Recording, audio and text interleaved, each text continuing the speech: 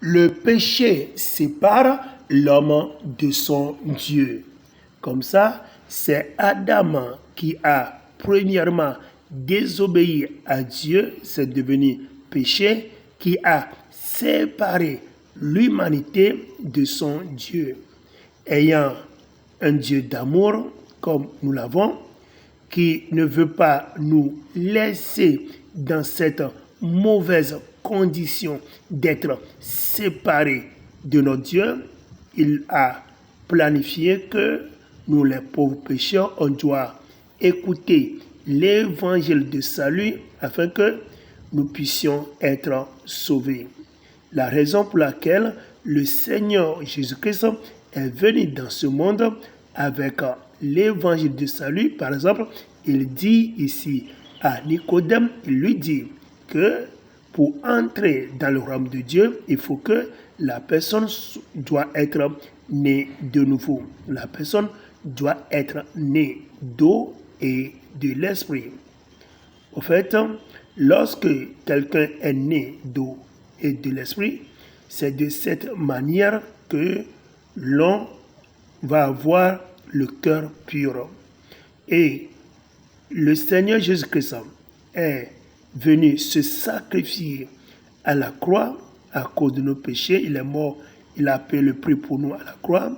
Il est enterré et au troisième jour, il est ressuscité des morts. Après, il est parti au ciel. Là-bas, il a envoyé le Saint-Esprit sur tous les croyants afin que les croyants, à travers l'Esprit de Dieu, maintenant, ils puissent avoir de bonnes relations entre eux et leur Dieu. Comme ça, rapidement, le diable va aussi établir ses églises, va établir ses doctrines, va établir des disputes, des discussions pour combattre les croyants pour ne pas avoir le Saint-Esprit. C'est l'exemple pour ce pasteur dans son ministère. Après plusieurs années dans le ministère, il ne croit pas au Saint-Esprit.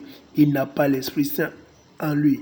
Sa vie est remplie de péchés et de doutes. Comme ça, rien ne marche pas dans sa vie chrétienne, rien ne marche pas dans son ministère. Comme ça, l'Esprit de Dieu va venir chez lui pour lui donner des conseils, pour lui expliquer cette vérité qu'il doit accepter l'Esprit de Dieu. Il doit recevoir la puissance du Saint-Esprit en lui et c'est avec cette puissance qu'il y aura la bonne relation entre lui et son Dieu. Voyons, l'Esprit de Dieu vient entrer dans son cœur et lorsque tu as l'Esprit de Dieu en toi, tu as la puissance du Saint. C'est comme ça on est né de nouveau. Lorsque tu reçois le baptême du Saint-Esprit, tu es né de nouveau. Et comme ça, tu as le cœur pur maintenant. Oui, lorsque tu auras l'Esprit de Dieu, c'est à travers ça que tu auras le cœur pur. Et avoir le cœur pur, c'est que ta vie va changer par la puissance du Saint-Esprit. Et c'est de cette manière qu'il y aura de bonnes relations entre toi, le croyant, et ton Dieu. Et comme ça, tu peux obéir à ton Dieu en toutes choses. Lorsque tu as l'Esprit de Dieu en toi, et en tant qu'être baptisé du Saint-Esprit, tu dois continuer par prier pour avoir la puissance de Dieu, la puissance du Saint-Esprit. Et avec cette puissance du Saint-Esprit, tu vas marcher dans le bon homme avec ton Dieu